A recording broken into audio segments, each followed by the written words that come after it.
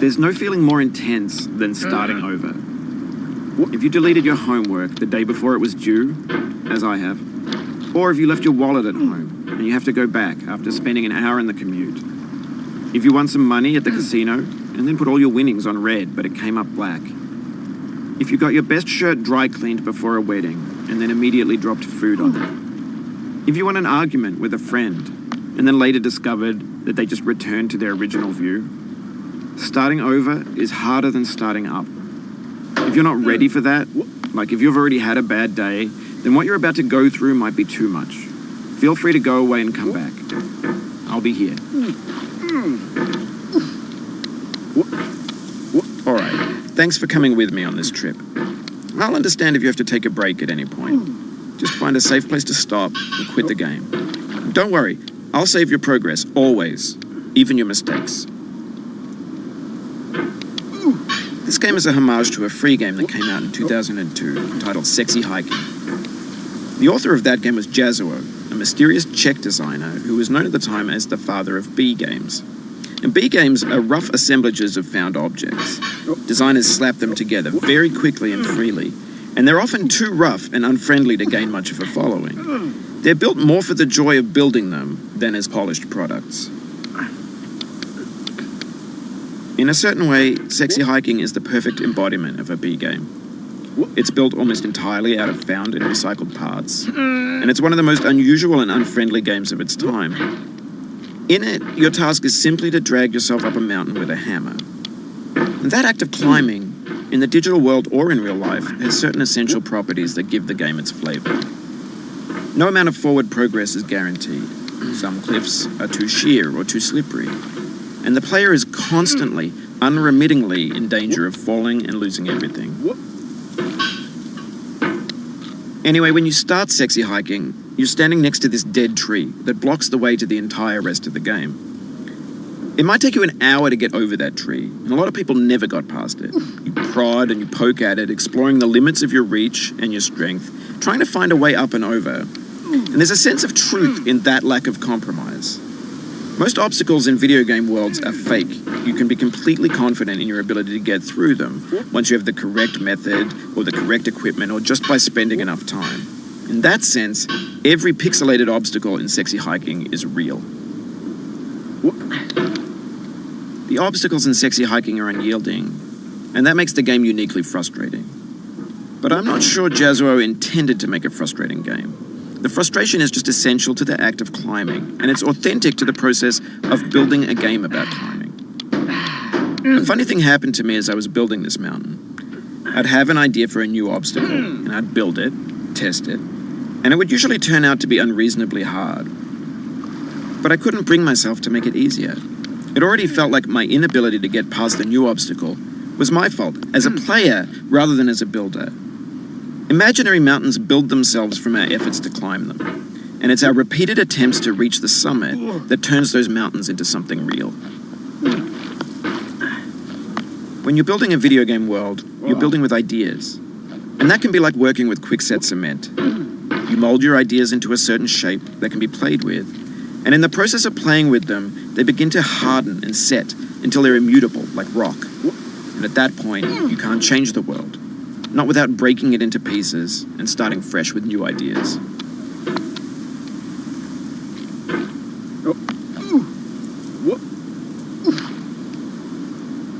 Oh, you just lost a lot of progress. That's a deep frustration, a real punch in the gut.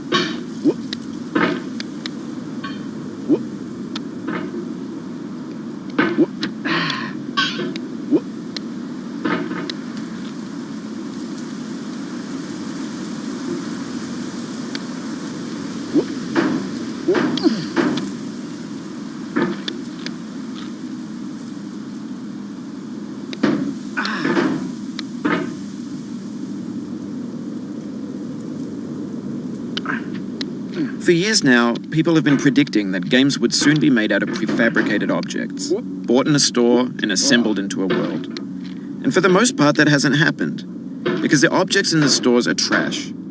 I don't mean they look bad or that they're badly made, although a lot of them are. I mean they're trash in the way that food becomes trash as soon as you put it in the sink. Things are made to be consumed and used in a certain context, and once the moment is gone, they transform into garbage. In the context of technology, those moments pass by in seconds.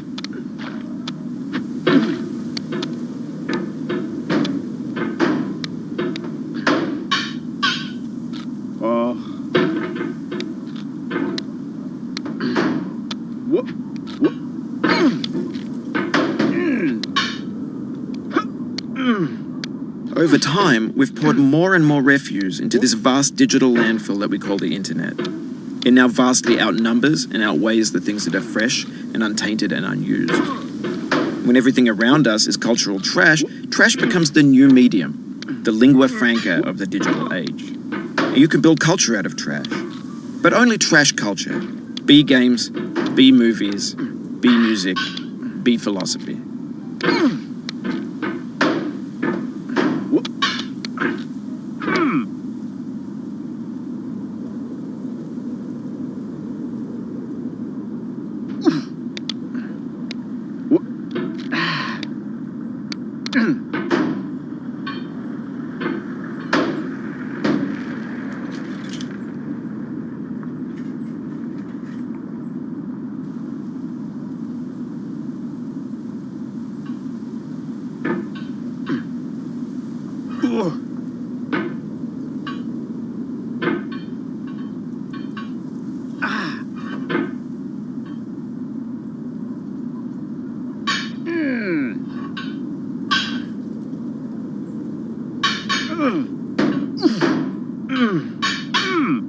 Maybe this is what digital culture is. A monstrous mountain of trash, the ash heap of creativity's fountain. A landfill with everything we ever thought of in it. Grand, infinite, and unsorted.